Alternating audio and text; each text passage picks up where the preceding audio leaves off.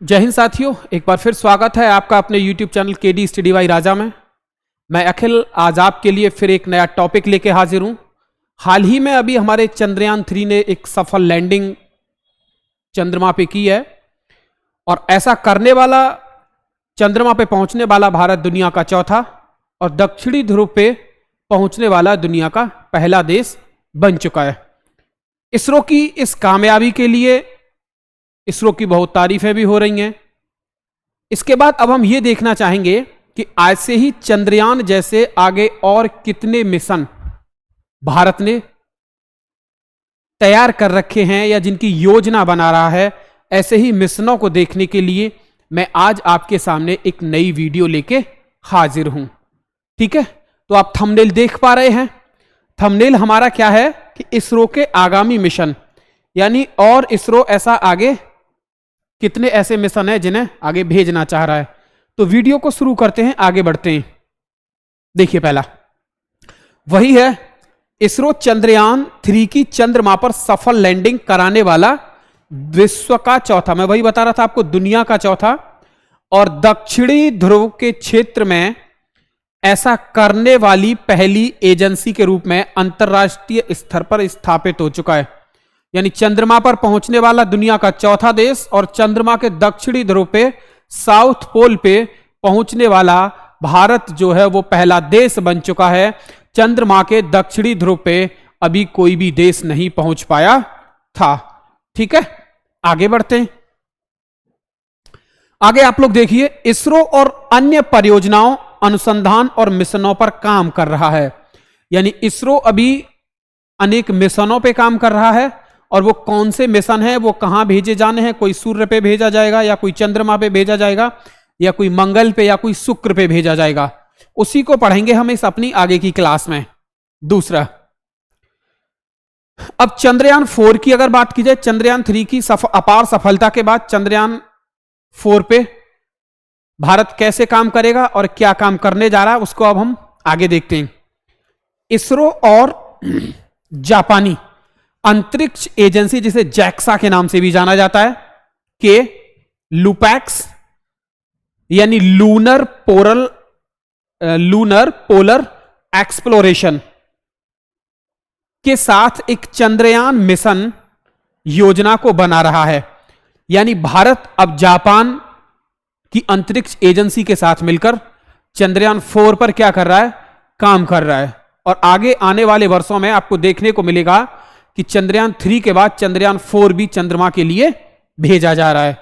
ठीक है दोस्तों, आगे 2024-25 में, उसी बात को अभी हम कर रहे थे, 2024-25 में यह मिशन चंद्रमा कहां पे जाएगा, चंद्रयान है तो चंद्रमा पे जाएगा, के स्थायी रूप से छायांकित क्षेत्र का, यानी यहां पे छाया रहती है चंद्रमा पे, उस छाया क्षेत्र का पता लगाने के लिए बनाया जा रहा है। इस मिशन का उद्देश्य चंद्रमा पर अंतरराष्ट्रीय अंतरिक्ष स्टेशन के समान एक दीर्घकालिक स्टेशन स्थापित करने की व्यवहार्यता का आकलन करना है। यानी अंतरराष्ट्रीय अंतरिक्ष में एक अंतरराष्ट्रीय अंतरिक्ष स्टेशन के समान एक दीर्घकालिक स्टेशन बनाने की योजना पे काम कर रहा है। कौन? भारत। किसके साथ मिलकर कर रहा है? जापान की अंतरिक्ष एजेंसी के साथ मिलकर काम कर रहा है। ठीक है, आगे अब आगे आती है मानव युक्त अंतरिक्ष मिशन। मानव युक्त अंतरिक्ष मिशन निकट भविष्य में इसरो का उद्देश्य, यानी आगे आने वाले समय में इसरो के क्या उद्देश्य हैं, इसरो का उद्देश्य क्या है? मानव युक्त अंतरिक्ष अभियानों का संचालन करना। यानी अभी आपने देखा होगा कि विक्रम लैंडर ने वहां पे सफल लैंडिंग की, उसके बाद प्रज्ञान रोवर उससे बाहर निकला और जो 14 दिन तक चंद्रमा की सतह पे क्या करेगा, खोज करेगा, देखेगा कि चंद्रमा पे क्या पाया जाता है। इसके बाद भारत प्रयास ये कर रहा है कि चंद्रमा पे क्या भेजा जाए, मानव को भेजा जाए। क्या भेजा जाए? मानव को भेजा जाए। तो इसी में 2024 में प्रस्तावित गगनयान, 2024 में कौन सा जाएगा? गगनयान। इस महत्वाकांक्षा का प्रतीक है जिसका लक्ष्य 3 सदस्यीय दल को 3 दिवसीय मिशन के लिए 400 किलोमीटर की कक्षा में भेजना है। यानी मानव को जब चंद्रमा पे भेजा जाएगा तो उसके लिए किसके द्वारा भेजा जाएगा, उसका नाम होगा गगनयान। और कितने दिन के लिए भेजा जाएगा, यह एक 3 सदस्यीय दल होगा जिसमें 3 व्यक्ति जाएंगे। और यह मिशन कितने दिन के लिए जाएगा, यह 3 दिन के लिए जाएगा। ठीक है, तो यहां तक आप लोग समझ पा रहे होंगे। आगे मानव युक्त अंतरिक्ष मिशन की और क्या खास बात है, यह देख लीजिए आप लोग। इस मिशन के लिए इसरो मानव रोटेड LVM-3 और HLVM-3 विकसित कर रहा है, जो चंद्रयान 3 रॉकेट का एक संशोधित संस्करण है। यानी जो रॉकेट चंद्रयान 3 में यूज किया गया था उसी को आगे और क्या कर रहा है, डेवलप कर रहा है।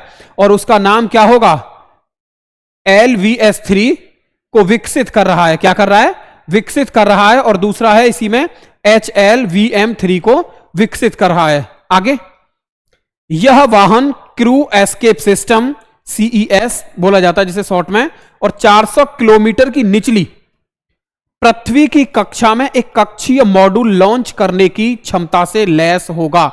यानी पृथ्वी की कक्षा में यह एक ऐसा मॉड्यूल लॉन्च कर सकता है और ऐसे मॉड्यूल लॉन्च करने की इसकी क्या होगी, क्षमता होगी। ठीक है, आगे आगे देखिएगा आदित्य L1, इसकी बहुत ज्यादा चर्चा हो रही है। आदित्य L1 क्या है, आदित्य L1 सूर्य के अध्ययन पर केंद्रित है। यह किसका अध्ययन करेगा, यह सूर्य का अध्ययन करेगा। दूसरा, यह अंतरिक्ष यान पृथ्वी से लगभग 1.5 मिलियन किलोमीटर दूर स्थित सूर्य पृथ्वी प्रणाली के लैग्रेंज बिंदु L1 पर स्थित होगा। ठीक है, यह सूर्य के क्या किया जाएगा, इसे अध्ययन के लिए आदित्य L1 को भेजा जाएगा। और इसमें किसका अध्ययन किया जाएगा, आदित्य L1 के द्वारा सूर्य का अध्ययन किया जाएगा। ठीक है, दूसरा, लैग्रेंज बिंदु का गुरुत्वाकर्षण गतिशील वस्तुओं को अत्यधिक ईंधन की खपत के बिना अपेक्षाकृत स्थिर और स्थित बनाए रखने में सक्षम बनाता है। इसीलिए इसे कहां छोड़ा जाएगा, लैग्रेंज बिंदु पे छोड़ा जाएगा। और ये लैग्रेंज बिंदु आपको क्या बताया गया है, लैग्रेंज बिंदु L1 कहां पे छोड़ा जाएगा, आदित्य को इसको L1 पे छोड़ा जाएगा। अब L1 पे क्यों छोड़ा जाएगा, उसके लिए आप समझ लीजिए कि गुरुत्वाकर्षण गतिशील वस्तुओं को अत्यधिक ईंधन खपत के बिना अपेक्षाकृत स्थिर और स्थित बनाए रखने में सक्षम बनाता है।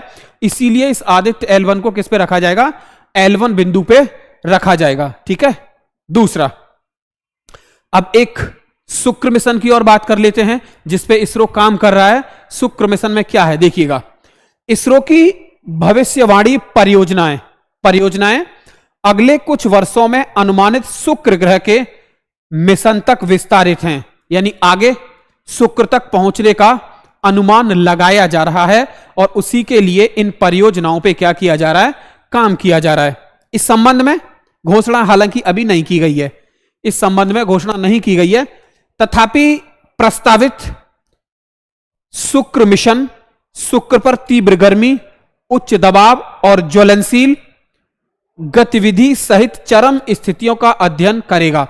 अगर शुक्र पर कोई मिशन भेजा जाएगा तो यह मिशन क्या क्या काम करेगा, यह इसकी खोज करेगा कि शुक्र पर कितनी गर्मी है, उस पर उच्च दबाव कितना है, ज्वलनशील गतिविधियां सहित वहां पे जितनी और गतिविधि होती हैं उसकी यह शुक्र मिशन क्या करेगा, जांच करेगा पहुंचने के बाद। हालांकि इसकी अभी कोई प्रस्तावित जानकारी ऐसी है नहीं है, लेकिन यह एक क्या है, अनुमान है।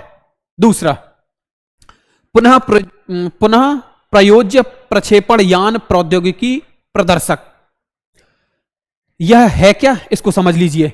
यह एक रॉकेट भारी पेलोड और अधिक परिष्कृत मिशनों को लॉन्च करने में समर्थ होगा। क्या होगा, यह रॉकेट भारी पेलोड और अधिक परिष्कृत मिशनों को लॉन्च करने में सफल होगा या समर्थ होगा। RLV-TD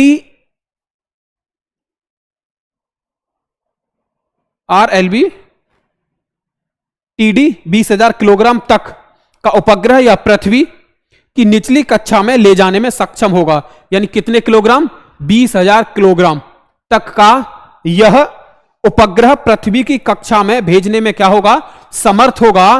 और इसी पुनः प्रयोज्य प्रक्षेपण यान पर काम कर रहा है भारत। क्या काम? कौन काम कर रहा है? भारत, जो कि कहां भेजा जाएगा? पृथ्वी की इसे निचली कक्षा में किसी भी उपग्रह को ले जाने में सक्षम होगा। दूसरा, SCE-200 यानी SCE-200 का ये एक इंजन है। इसरो SCE-200 इंजन का परीक्षण कर रहा है, जो रॉकेटों को शक्ति देने के लिए परिष्कृत केरोसिन और तरल ऑक्सीजन का उपयोग करता है। यह क्या है? यह एक रॉकेट इंजन है जिसका परीक्षण किया जा रहा है, जो कि परिष्कृत केरोसिन और तरल ऑक्सीजन का उपयोग करता है, जिसके द्वारा यह चलता है। दूसरा, यह इंजन इसरो के रॉकेटों की अगली पीढ़ी में प्रयोग किया जाएगा। हालांकि इसका प्रयोग अभी नहीं किया जा रहा है, इस पर परीक्षण किया जा रहा है। और इसका प्रयोग कब किया जाएगा? अगली पीढ़ी में इसका प्रयोग किया जाएगा, जिससे उनकी क्षमता और प्रदर्शन में वृद्धि होगी। यानी जैसे आपने देखा होगा कि चंद्रयान जो है उसको पहुंचने में लगभग 40 दिन के करीब लगे हैं। अब जब ये ऐसे रॉकेट डेवलप कर लिए जाएंगे, विकसित कर लिए जाएंगे, तो ऐसी दूरी को तय करने में ज्यादा समय नहीं लगेगा, क्योंकि रॉकेट में जब ईंधन अच्छा डाला जाएगा तो उसकी क्या हो जाएगी? स्पीड बढ़ जाएगी। ठीक है।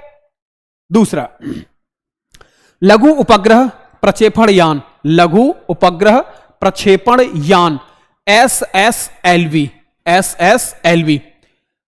SSLV ध्रुवीय उपग्रह प्रक्षेपण यान PSLV की तुलना में एक छोटा रॉकेट है।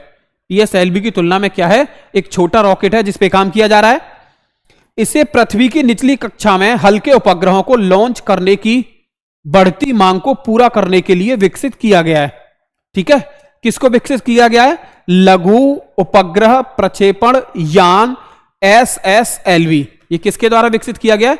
इसरो के द्वारा। ठीक है, इंडियन स्पेस रिसर्च ऑर्गेनाइजेशन। आगे, इसके अलावा भारत की विशेषज्ञता को प्रदर्शित करने और एक विश्वसनीय सेवा प्रदाता के रूप में उभरने के लिए अन्य अंतरिक्ष एजेंसियां और कंपनियों के लिए वाणिज्यिक प्रक्षेपण कर रहा है।